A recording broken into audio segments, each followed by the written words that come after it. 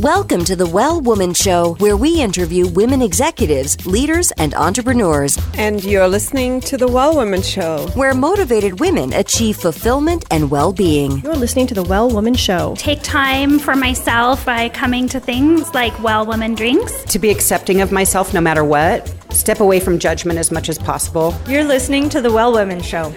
You're going to be in for a good ride. I don't regret anything. Everything I've ever done, I've learned from it, one way or another, good or bad. Being a little bit selfish for yourself, put your own oxygen mask on first and then give what's left. I'm a woman. I would prefer to tell my own story. My story, though it's very personal, is universal. You're listening to the Well Woman Show. And now your host, Giovanna Rossi. Hi, Giovanna Rossi here, and welcome to another episode of The Well Woman Show, where I interview women leaders, executives, and entrepreneurs about their lives and their road to becoming and being who they are today. Do you ever find yourself overwhelmed with your responsibilities, and it seems like you'll never get it all done? Well, you're not alone. We all need to remember to use our superpowers, the ones we already have but don't use all the time, and take advice and wisdom from one another. Towards the end of the show, in a segment called Superpowers for Success, I ask my guest about her superpowers, and the answers will give you the strength, perspective, and power to keep on being the well woman you are. I'm so happy you're here, so thanks for tuning in. Today's topic is conquering fear, and hopefully by the end of the show, you'll be inspired to change your relationship with your fears, learn to use them as motivation rather than roadblocks, and take a chance with a project or goal that you've dreamed about but been too afraid to pursue. My guest today is Fernanda Santos, Chief of the Phoenix Bureau of the New York Times, and author of The Fire Line, the story of Granite Mountain hotshots and one of the deadliest days in American firefighting.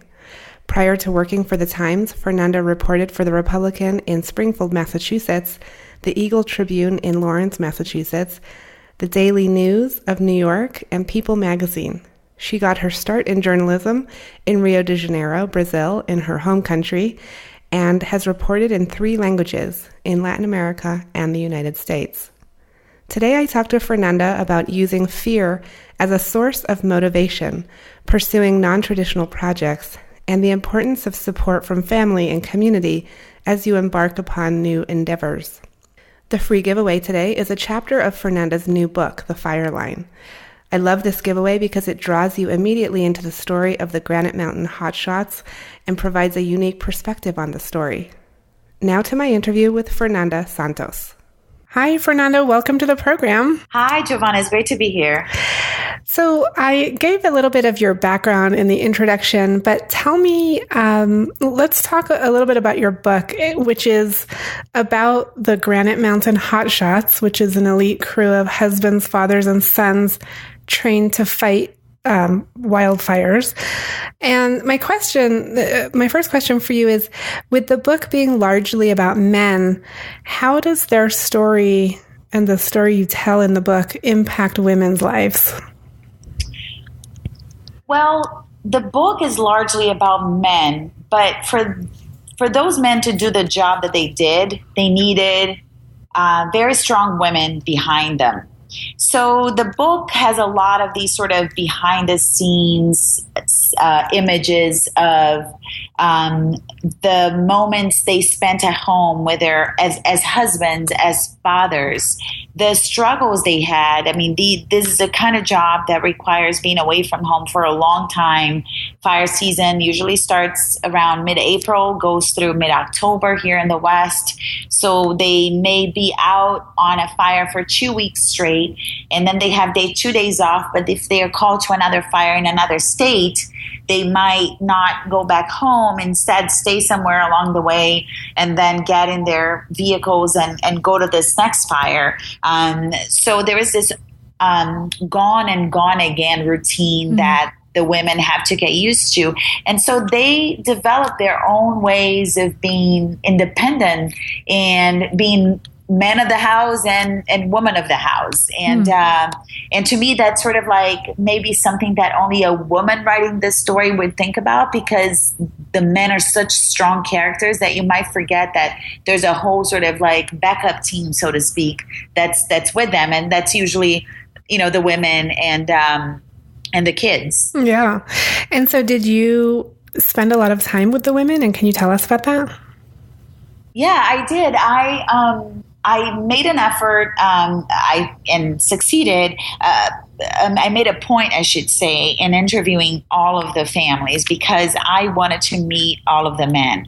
And I thought that obviously the only way I could meet them was through the people who knew them very well, since they were no longer around. Those who were married and those who also had fiancés had, the wives and the fiancés were sort of my first point of contact. I also interviewed several sets of parents and became very connected to the mothers, perhaps because I'm a mother myself. So, I kind of try to put myself in the shoes of being a woman who lost her husband, but also put myself in the shoes of a woman who lost her child. I bonded very strongly with several of them. And I think the reason is that we both, there was this sense of like, you kind of understand what I'm talking about because at least you have experienced what it's like to be a mom or what it's like to be a wife. Mm. Some of them are incredibly strong people. There's one of them, Desiree Steed, whose husband was the captain of the crew, Jesse Steed. And Desiree is one of those people who's very matter-of-factly. You sit down with her, you ask the questions, she answers. There's not a lot of tears shed, a lot of moments of, breaking down or anything like that. And then you have someone like Stephanie Turbyfield, who was incredibly sweet, incredibly private. And she and I sat down for hours in this little house that I rented. And she revealed the most intimate moments of her last night with her husband, which to me were so tender because I could see myself there. And I think anyone who has a husband or a boyfriend, somebody they really love and care for, they can imagine those moments. Mm. Wow. And so you really got to know the story of the firefighters through their wives, it sounds like. Yeah. I got to meet them as firefighters, but I got to really know them as regular guys, as dads and husbands. Yeah. And what do you think, you touched a little bit on you being a woman writing this story and what that brought to the book, but can you elaborate on that? Yeah, it wasn't just being a woman, right? In my case, here's a woman whose name is Fernanda Santos, so clearly not, Jane Smith. So right. I'm an immigrant. I'm from Brazil. I work for the New York Times, which in some circles is regarded as, a liberal rag. So I had a lot of strikes against me when I started this. And, I remember years ago when I left Brazil to come to this country, I have a great father who grew up in a very sort of traditional Latin society, but who understood that for his daughters, he didn't want that traditional role. And he would always tell my sister and I, never depend on a man for anything. Always stand up for yourself, be strong. You can do exactly what any man can do, and you can do it better if you want, because women tend to be smarter. And those are the words of my dad, so who I think is a pretty smart guy. And so the way I went about it was, I dealt with a lot of the resistance that I got from the men, and by the men they were mostly firefighters, by just kind of showing up and being there. They would kind of dismiss me. Some would just flat out refuse talking to me. Others would question, why would I even want to write a book about guys, about firefighters, if I'm not a man or a firefighter? And I would just say, well, just give me a chance and then let's talk and we'll see how that goes. And, they would say no once, twice. And then little by little, I think I just kind of, won them with kindness and sort of persistence. One of the fathers told me it was a gentle persuasion. That's what he said. Now, do you think this, obviously you put to use a lot of your skills as a reporter. You reported on a lot of these fires before actually writing the book, right? So you used a lot of your skills as a reporter. Was that, did you have to change the way you would normally operate as a reporter in order to do the book? No, but I did make a very conscious decision early on, which was that I was not going to knock on anybody's doors. I imagined that, this was a huge news story. There were people covering it from all over the world, and the media from all over the United States, other countries descended upon this small city of Prescott, Arizona, and they were knocking on doors. They were corralling the families and the firefighters as they went from one place to another. And I didn't want the families to think of me as just another reporter. And the way I deliberately chose to do that was by not knocking on their doors. So that's the one thing I did differently than what you normally do as a daily news reporter. But the skills that I used were the same that I used for my job, except that I had more time and more space, so I could explore every question much more deeply than I can do if I'm just writing a story for tomorrow's newspaper. And that was a huge difference. So if somebody told me something that intrigued me, I could ask 1,000 questions about it. I could go and search that online in historical documents and books, and even go back to that person and talk more about that aspect of things, because now I know more about it and I can ask better questions. So in that case, it was different, but the baseline was the same. And did you actually take time off of being a reporter in order to do this? I would like to think that I was a reporter the whole time. I still struggle to say I'm an author. It's kind of weird because this book was so much about reporting for me. I mean, it was, as I said, just a much longer experience with my reporting.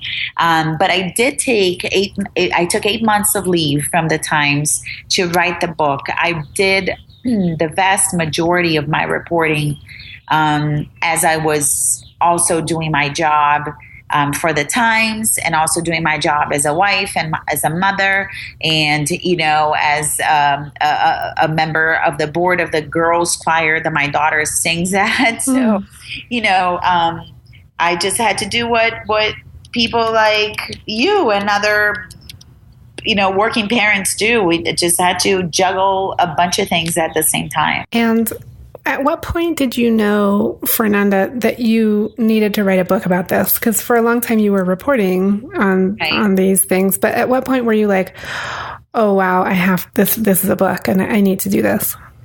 Well, I realized that as I was covering this story and writing about it, that I had more questions than I had answers. Even though I was writing, authoritative pieces that appeared on the front page of the New York Times about, this crew, the job they did, the fire, and what happened to them while working that fire, I didn't quite understand how wildfires burned and how fire and weather, the real ways with which fire and weather almost conspire, to become this monster that sometimes is impossible to contain. You kind of have to let it run its course a little bit and wait for the little gap, that opportunity, that cooler night, that drizzle that fell, so that you can go back and start attacking that fire again. I had questions about the guys, a lot of questions. Who are these people? Who on earth does this dangerous job? Who chooses to have a career that involves taking a risk every single day? And the risks are not just from the fire, and those are the things that I wondered about. How is it like to work on a terrain that's so treacherous, like some of the mountains that we have in New Mexico and Arizona, full of rocks and trees that maybe have beetles, so they're weakened, or maybe are half burned, so their branches are falling out. I mean, firefighters have died from from branches that fell on their head, you know, or rocks that rolled down the mountain and hit them. And I just had all these questions, and I thought, you know, and I didn't have as much interest from the Times and keep going with the story. They were like, okay, move on. And I remember obsessing over it and coming home, you know, and reading stuff about it, and then talking to my husband almost every night about it, until finally at one point he said, you know what, you should just write this book, because otherwise we're going to be sitting here 10 years from now and you're still going to be talking about it.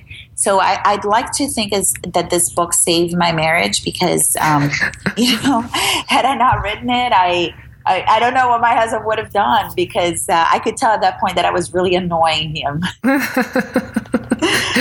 Oh, that's great. Well, Fernanda, I'm really interested in that point where women have an idea or are passionate about something, and then they take bold action to move it into the next thing, which is this creative, you know, big commitment to create something big.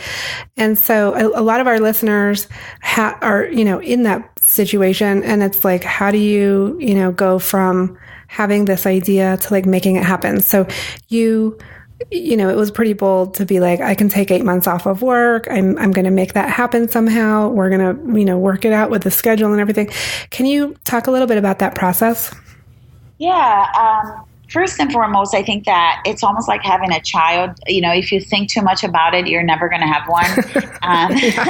You know, it's like if you have an idea and you believe, first of all, I think that we know intuitively if that idea is different, is more special, is stronger than the ideas we had before. I could feel, you know, inside of me a fire that I hadn't felt with any other story that I'd written before, and spent some time thinking about, you know, whether or not it was something beyond a few newspaper stories or a magazine story.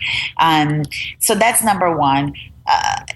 And, you know, I think women in general, and myself included, we tend to sometimes underestimate ourselves. You know, we kind of think that, oh my gosh, but I have to take care of my kids. And, you know, even though my husband's great, he can't pay the bills to save his life because he gets all confused, or because, you know, he would forget to pick up the kids in school. I mean, we start coming up with all these excuses. Yeah. And I just said, you know what, if I'm going to do this, I have to have my whole family has to buy into it. So that was the main thing, was my husband, you know, clearly annoyed by all my questions, but also knowing that this was different and meaningful to me. He bought onto the project, and he took on roles that are not your traditional, you know, roles of men and women. All of these things have gone out the window anyway. But, you know, he took care of my daughter on weekends when I was working. He many times took her to school. I made a point in taking her to school every morning, at least that, but he was in charge of picking her up every day.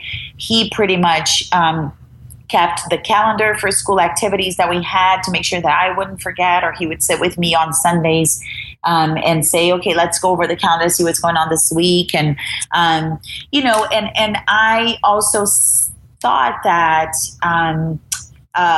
you know, there is a level of example that I could give my daughter.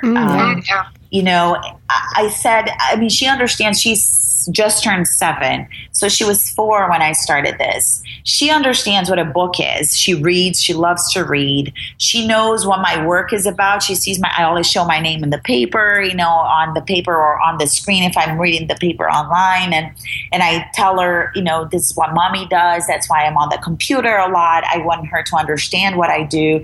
And, you know, and we got into this whole thing about this whole conversation that came out of this experience about how a lot of people tell you, as a girl, as a woman, you know, you have these boxes, right? Like you are great to write about motherhood issues, or you're great to write, in my case, about immigration because you're an immigrant, or you're great to write about, you know, social issues, child welfare and things like that. But can you actually write a story about firemen, you know, wildfires, something so primal, so male, you know? And I started talking to my daughter about it. And I used the story of Amelia Earhart. It was a biography by Brad Meltzer. There's a whole series of books on, ordinary people who changed the world. And Amelia Earhart is one of those books. And we started talking about how in life, there will be many people and there will be many times when you're going to doubt yourself, or many people who are going to doubt you and who are going to question you, who are going to try to undermine you or make you feel insecure, either because they think you're not capable or because they think you are so capable that they're afraid of what you can do. And I said to her, never, I always say to her, and it was almost like telling myself, never let any of those things get to you. Because, otherwise we just get paralyzed. Mm-hmm. And so, obviously it was a risk, but, I was lucky. I had an advance for the book. It wasn't like I'm not rich by any means, but it allowed me to budget and then pay the bills and have some money to travel, because the book required traveling, expenditures. So in that sense, it's sort of like a long answer, but the main message is that, there's so much that we can do. And we're so great at allowing others to achieve their potential, our kids, our husbands, our partners. But we just have to sometimes say, you know what, world, now it's my time. Mm-hmm. I got to do this for me, Say no. And no to others, yes to you. Yeah. And I want to pick up on that sort of the thing with self-doubt that comes up, because I know that when, even when you've decided, so you committed to writing the book, but there had to have been times where, you just thought, what am I doing? Is this all worth it? Like, what is going on here? And, having to really dig deep and find that resilience. And so how did you deal with that? I cried on my worst moments, and I am just one of those people. I cry, I let it out, I cry, and then I go, okay, now pull yourself together and do it. There was some of that. It was a very personal project. Writing a book is such a lonely thing because you do by yourself. It's your story, it's your space, it's your words, it's your work. And nobody can do it for you. There's no editor that you can kind of write that paragraph and the editor is going to fix it and make it sound better. It's not quite there, but he's going to get it better, make it better. There's no such thing. I mean, it is as good as you want it to be and as good as you can make it. Also for me as an immigrant whose native language is not English, I moved to this country. I was 25. I'm 42 now. So what is it, 17 years ago? It was, there were a lot of times that there was a little voice inside my head would say, what did you think that you could write a book in English? Why did you ever want to write this? Why are you doing this to yourself? It's going to be an embarrassment, and now everybody is going to know you as the horrible writer from the New York Times who can't even write a book. I mean, literally, like I would tell myself these things inside my head. And I listened to this TED Talk, and it sounds silly, but, it was about fear. Mm-hmm. It was about how people deal with fear. Interestingly, there were 4 men and 1 woman, but they each had different jobs. One of them was David Blaine, the magician, and the other one was this astronaut who spent a lot of time at the space station, and a woman who's a writer, and I forget the other 2, but those are the 3 who I remember the most. I forget the writer's name. But the point being that what they said really stayed with me. And that was, every time that voice tells you something, you have to talk to that voice, especially what the woman said. And I'm killing myself, not that I can't remember her name, because she said, what fear is an opportunity for you to create a story. Turn your fear into an entryway into a story. I am afraid of writing this book because, and then tell yourself the story and almost talk yourself out of that fear by guiding yourself through that story. And don't look at the fear and say, oh my gosh, I can't go there. But ask yourself, why does this scare me so much? And what can I do so it won't be scary? And or even if it's scary, how can I turn the fear into drive? How can it be something that actually makes me just want to prove myself wrong almost, Oh, I love that. We can find the TED Talk and I will look it up for you. We'll link to it in the show notes. I think I have it on my podcast because that's one of the ones that I saved. And I here and there I listen to it because I just find it to be so powerful, And it's not like you conquer fear once and you never fear again. I mean, it's not how it happens. So no, I mean, that's the thing with all of this is that it's a constant journey, right? We sort of tackle these things and we get so far and then and then it's like a cycle. Like then we start again and do it again. And maybe we use different tools or, different things. But Fernanda, I want to ask you, when we put something out into the world like this and we create something that's so personal and it's almost like our baby that we're putting out there, we often enter that process as one person, and then at the other end of the process, we're changed by that process and by that creativity and by producing that thing. Did that happen to you? Are you sort of a different person? Without a question. I mean, there was, one lesson, very strong lesson I learned. I think I knew it already, but I just had to be reminded of it, is the value of teamwork. And, like I said, my husband had to buy into it. My daughter, in her own little way, in her own way as a child, had to understand why mommy couldn't be there all the time, and I started to think about this notion of teamwork because the Granite Mountain Hotshots, the firefighters I wrote about, they were all about teamwork. Firefighting, whatever firefighting crew you work at, you have to trust on the people you work with.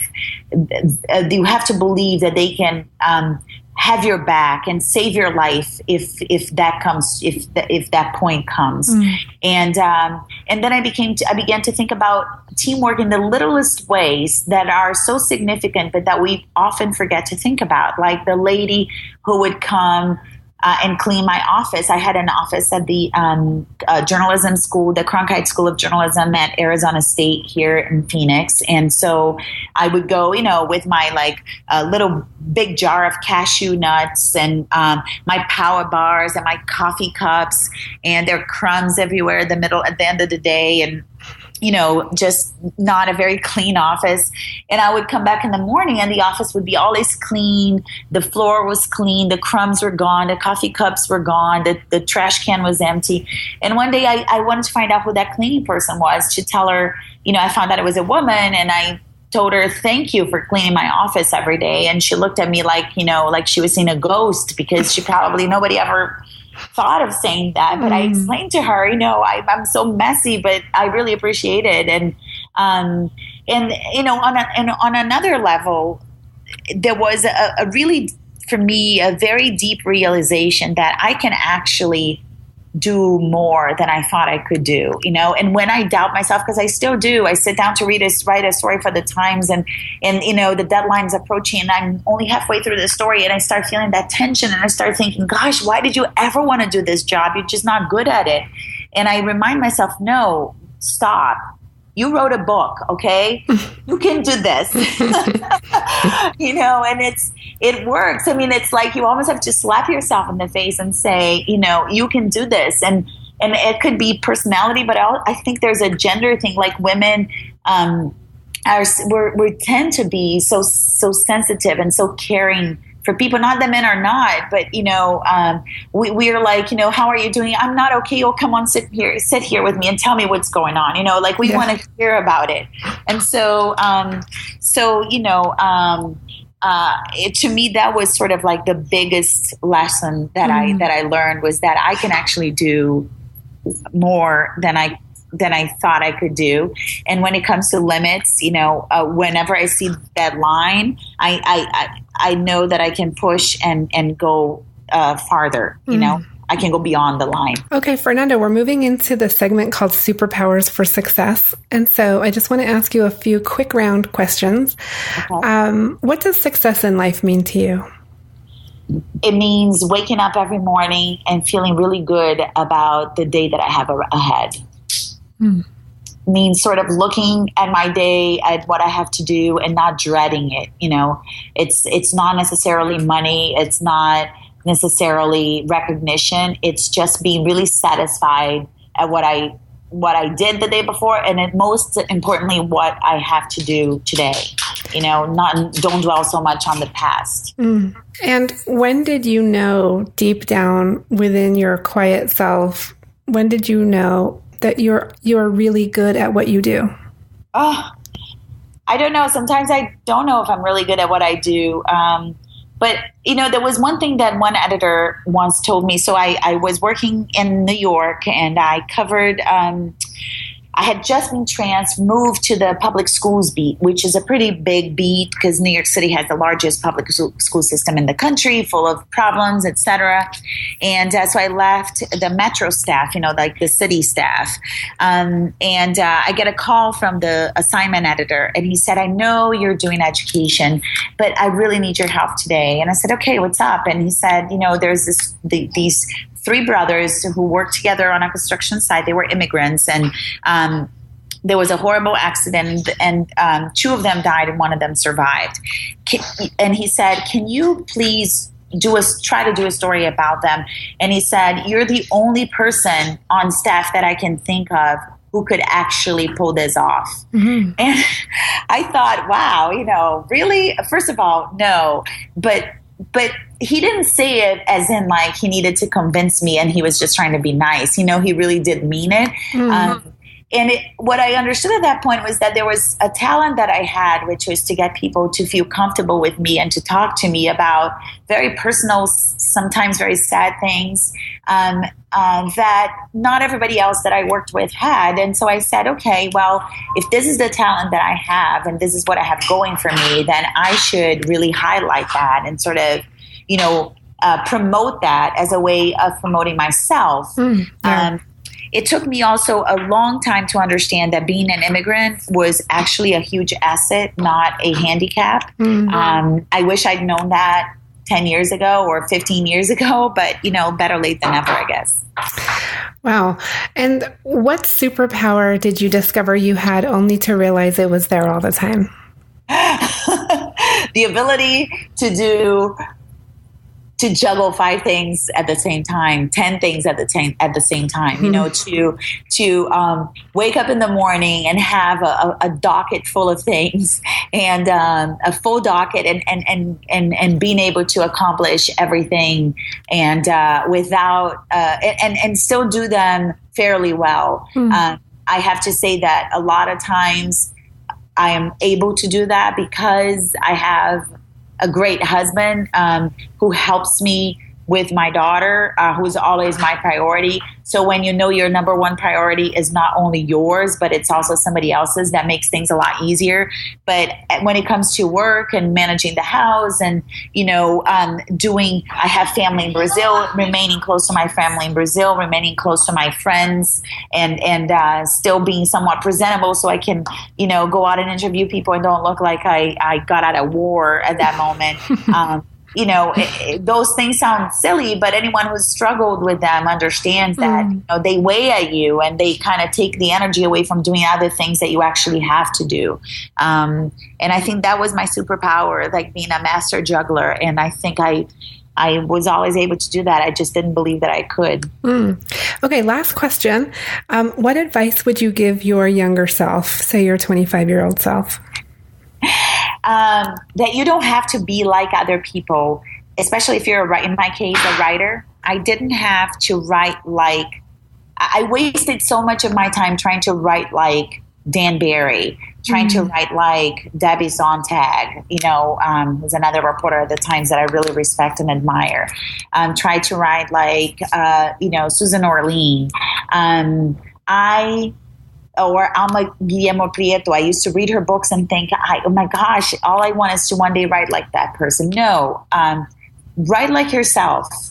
Find your voice and find the way that you write things. And if they're quote unquote simple, or if they're quote unquote not sophisticated, or if they're quote unquote, not erudite, so be it. That's you. That's how you write. And for that reason, there will be a lot of people who will read and really love it. And there will be a lot of people who will read and really hate it. But, the people who love you may not love the erudite writer. So accept who you are, believe that you can do it, and stop wasting time trying to be like other people. Nice. I like that. That's a great note to end on. Fernanda, I want to thank you so much for being on the program today and for spending this time with us. Oh, thank you for having me. And that's the voice you hear in the background is my daughter who just came back from camp. Oh, mine are going to walk in the door any minute now too. Well, thank you.